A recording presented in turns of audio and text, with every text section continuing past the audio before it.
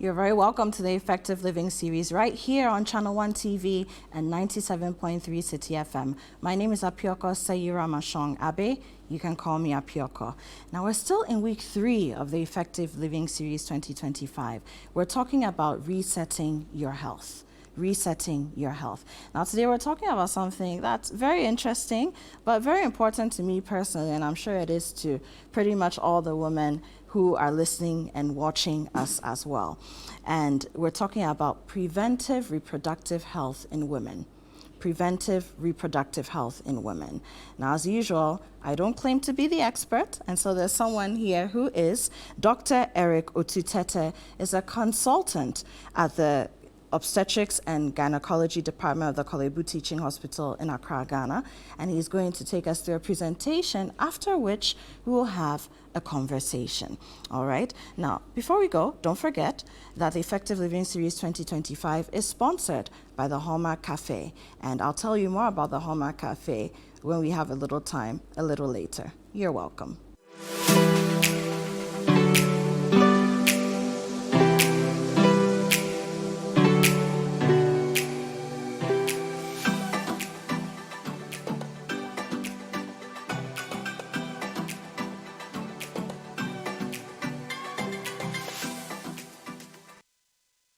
Thank you, Apioko, for having me today.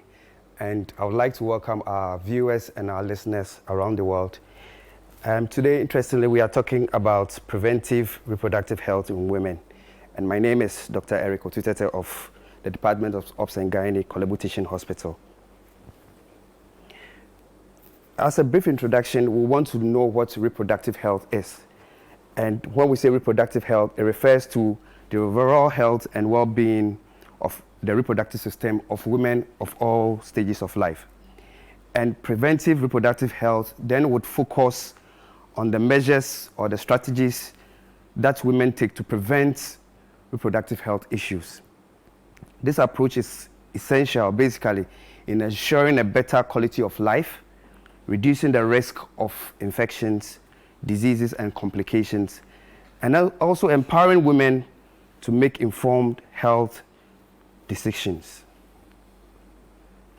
So before I carry on, we would like to, recap what the reproductive system is in women. And from the external, we know we have the vulva with all the glands that help to lubricate, and then the internal would have the vagina, the cervix, the uterus or the womb, as most people will refer to, the ovaries, and then the fallopian tube. So we would want to know, why is it at all important for women to prevent their reproductive health, or to be preventive when it comes to their reproductive health? And one of the key things is for them to detect problems early, because once you detect them early, it gives you a better chance of resolving that problem. And the next is that it reduces complications that would have arisen if you have those problems with your reproductive system. Likes of cervical cancer, once you take preventive measures, you're able to get it checked early so that you can have solutions to it. Sexually transmitted infections, and then other reproductive diseases. Once you take the initiative to check early, you prevent those complications. And then it improves the quality of life of the woman. Reproductive health contributes to the overall emotional and physical well-being of the woman.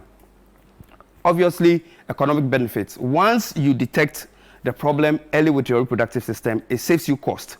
So you are able to address issues before they escalate.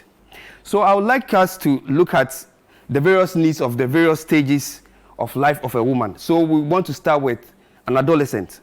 What are the needs of an adolescent? Basically, adolescence is to know and understand the menstrual cycle, or menstrual health, as I would refer.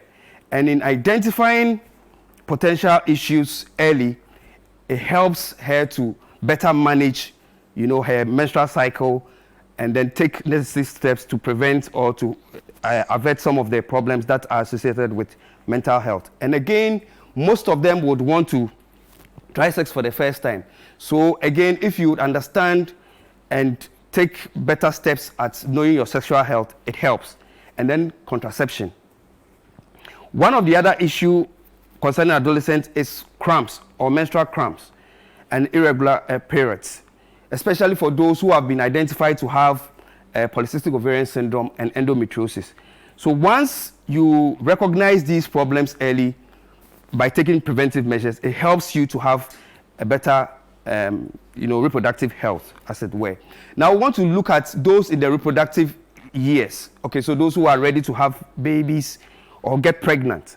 For them, the focus really will be fertility awareness. So being able to know when you are, well to have a pregnancy, whether you are safe and unsafe, and then basically to know about contraception, and then certain STIs, okay, so that you can be able to prevent them early so that they don't escalate and give you problems. Now, we want to look at women within the perimenopausal or menopausal stage. For them, their needs really is to be able to manage the vasomotor symptoms. So when we talk about that, once at the tail end of that reproductive life, most of them have hormonal changes, and that will come with hot flashes, mood swings, and all that. So to be able to understand these and then take measures to prevent them. And then also to know about bone health. So you screen for problems like osteoporosis, heart diseases, neuro problems, because at that age group or age stage of life, those are the problems that those women are bedeviled with.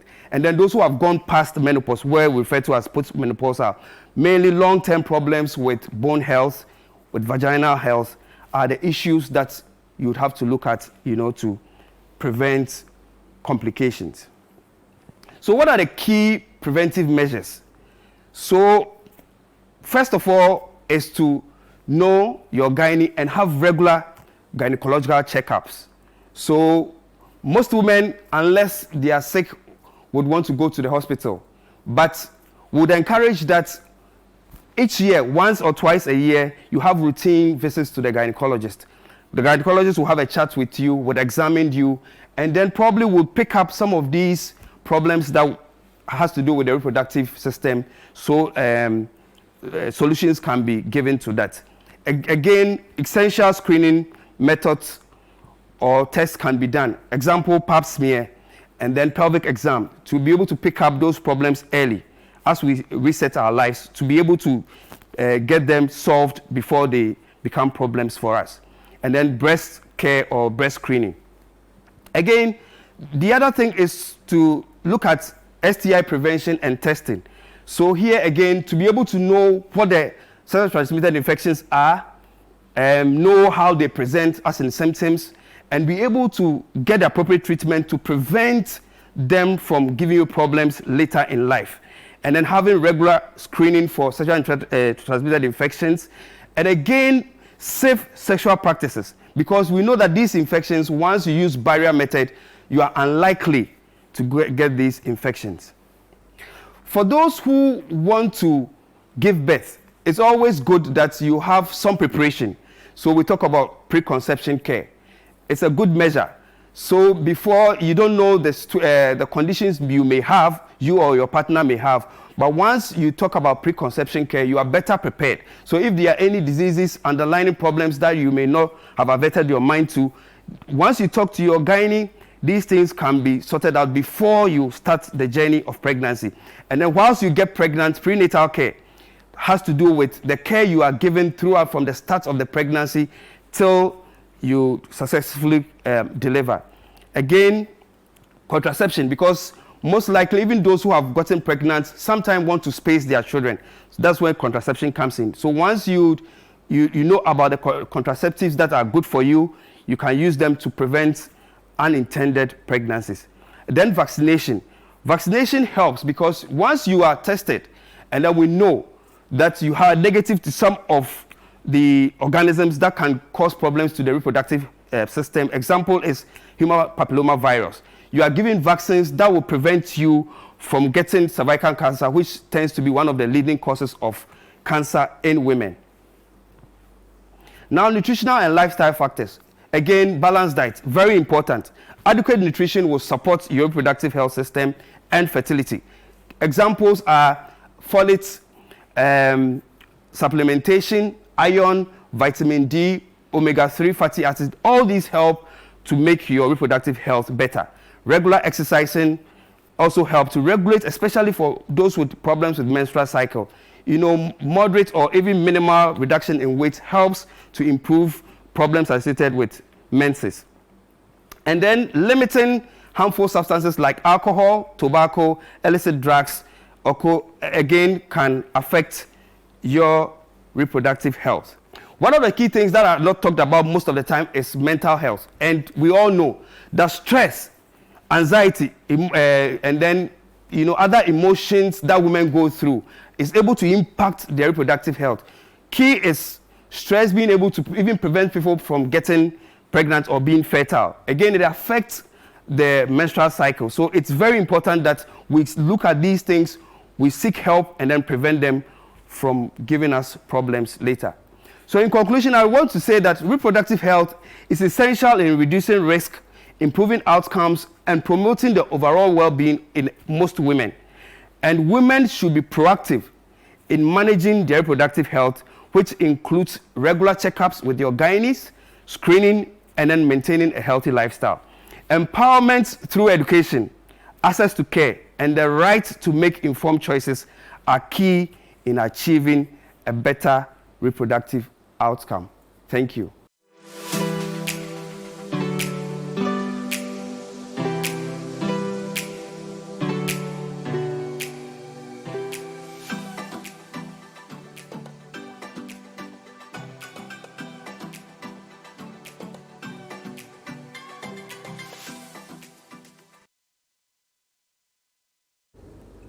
You're still listening to and watching the Effective Living series right here on 97.3 City FM and ChannelOne TV. My name is Apioko. Now you've heard and just witnessed a very intriguing presentation from Dr. Eric Otutete. He's my guest today. He's a consultant at the Department of Obstetrics and Gynecology at the Kolebu Teaching Hospital in Accra, Ghana. Now we're talking about women's preventive health or women's preventive reproductive health. And I know a lot of the men are going to be, oh, why are you focusing on the women? You people, you like that. But women, we have a lot of complications. We're very complex beings. And I'm sure Doc can speak more to that. But Doc, thank you very much. I mean, you really broke it down, made it very easy to understand. But I want us to zero in, just sort of zoom into a few of the things that you mentioned. And the very first one would be what I just said. You know, why is it important for us to single out women and talk about women's health at a time like this when we are resetting our health at the beginning of the year? Thank you, Apioko. So for women, as you rightly said, women are special beings, and women are parts of procreation, very important aspect of procreation. Through women that we all come. So with respect to reproductive health, the focus really is on women because we want to get it right, to prevent them from having problems that would affect them having to go through the process of reproduction and then bringing out new lives. Exactly. If the vessel is weak or incapable, then there's a problem. That's not to say the men are not important, though. Of course. I mean, we need them for many reasons. Exactly. And we love our men. But I mean, that's an interesting way of looking at it, because the women tend to be the ones who carry the children. You know, if you put water in a pot that is leaking, there's no way your soup can ever be ready. Exactly. Right? Okay. Exactly. So now you mentioned a number of things. I'm going to start from the beginning, where you outlined a few things about the menstrual cycle and menstruation in itself. Exactly. And I'm curious, you know, women, and most of us, or many of us, let me say, experience what we call menstrual cramps, a little bit of pain. But for some people, the pain is so excruciating that they can't even function when the period comes around. Why would that be? What are some of the causes, and what are some of the things that women like that should be paying attention to? Thank you, Apioko. Before I come to your question, I want us to take a brief, look at the menstrual cycle. Okay. You know, for every woman, you get to a stage where you first have your menses. And that is supposed to start something very special in a woman's life. So what we'll refer to as the menarche. Right. And for nowadays, we are seeing more women having their menses quite early, as opposed to previously when maybe say by age 16, 15. Now, even as early as 9 years, I mean, women mine have... was 10. Yeah. Yeah, mine was 10, so very early. Exactly. So it's important that as we reset, we should know that, okay, and then to know the issues, as you've pointed out, about the menses itself. So we would advise that most women, once it starts, normally from the initial stages, because the brain is not properly developed, as it were, so it's kind of, not comes every month. So it kind of skips. So for a woman who has started, say, age 12, age 11, you wouldn't have it as regular as somebody who is, say, age 25. Okay. It's because of the not fully developed So that aspect. that's normal. Exactly, that's normal. And then you'd have to look at the trends of how your cycle, so we talk about cycle length. So how many days does it take when you have your menses? How many days does it take for it to come again? So we advise that for every woman, once you take a period of, say, 6 months to be able to know how your cycle length is. It's very important. So you don't confuse that to mean your menses are not regular or irregular. Okay. Yes, so now back to your question about the cramps. Yes, we've been socialized to think most of the time that a woman, your menses should be painful. But that's not the case because, yes, the menses should come, it should have a bit of pain, but with research or in our line of work, we come to see that most women who go through excruciating pain, there might be an underlying problem. And most have turned out to be women who have endometriosis, like I pointed out again. So those women tend to have very painful menses. You see that it interrupts their activity. They're unable to do anything. And in fact, it affects their quality of life. Such that when they are in school, they are unable to go to school. They are always at the sick bay. When they are at work, once their menses starts, they have to probably get somewhere to lay or be in the house. And you see that it affects their day-to-day activity. And rightly so, because endometriosis is one of the causes. And I must say that most women who have this have gone through the hands of many doctors who are unable to identify. And once they are lucky, come to see a gynecologist. Once you tell them your problems, with a few tests and investigations, we're able to pick up. And once we pick them up early, we're able to give you, solutions to that, to stop the pain. I know this is not a medical class, but what is endometriosis, if you're putting it very simply for all of us to understand? So, thank you, Apioko. Once again, endometriosis is you having, so we have the inner lining of the womb, okay, which is called the endometrium, okay, with its stroma and glands. That's what it's made up of. Being at a topic site. So when we say a topic site, means that it is at a site where it's not other than the inner, where it's supposed to be. Okay. And it can be anywhere from the eye, in the heart, in the brain, in the abdomen, yes. And we've realized that women with that condition tend to have more painful menses because those which are situated in the abdomen, okay, tend to give them a lot of adhesions. Okay, adhesions, so they tend to have a lot of pain during that time of the month and then, unable to do anything to themselves or it affects their quality of life, yes. So that's basically what endometriosis is. Interesting. Doc, I want us to take a break because I want us to acknowledge our sponsors, Hallmark Cafe, and then we'll come back.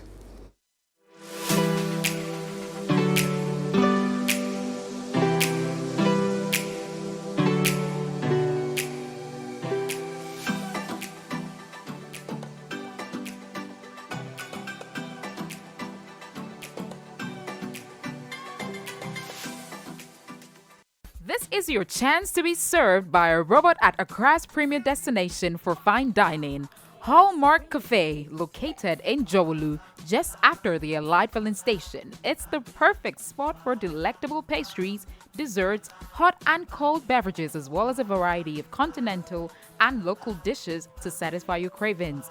Enjoy convenient staff lunch services, expert kitchen management, and outdoor event hosting. Here, simply press a button and your waitress will be at your table in no time. Visit Hallmark Cafe today and experience the future of fine dining. Call us now at 053-7344-095 to make your reservation. Hallmark Cafe. delight in every sip and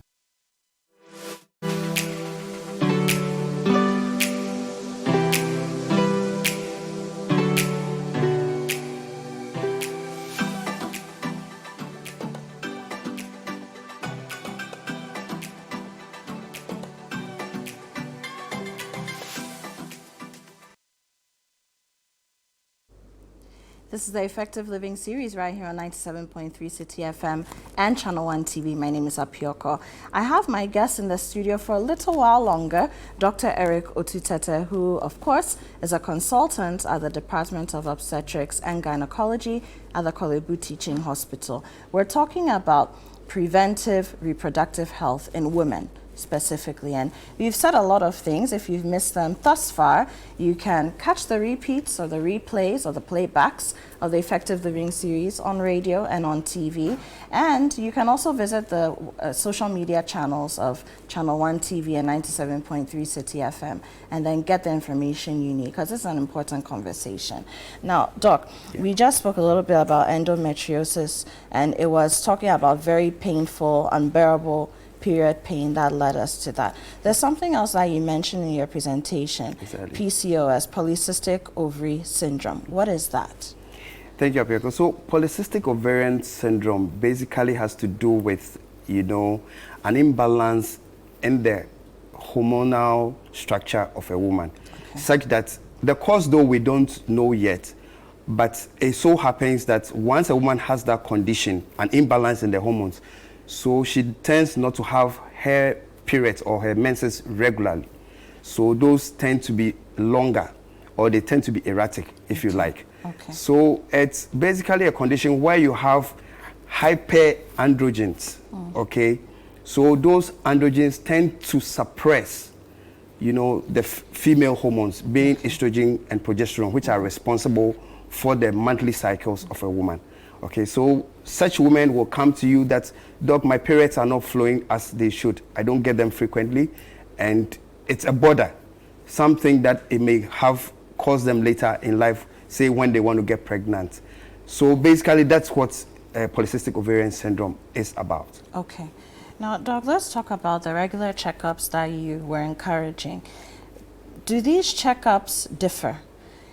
Say from your 20s through your 30s, your 40s, your 50s and beyond, depending on the decade of life that a woman is in, are there things that a doctor, a gynecologist would look out for when a woman comes to, for her checkup during the year? Yeah, sure. The checkups differ. So, as you said, the age category or the life stages of a woman. So you go through adolescence, reproductive stage, perimenopausal, menopausal, postmenopausal.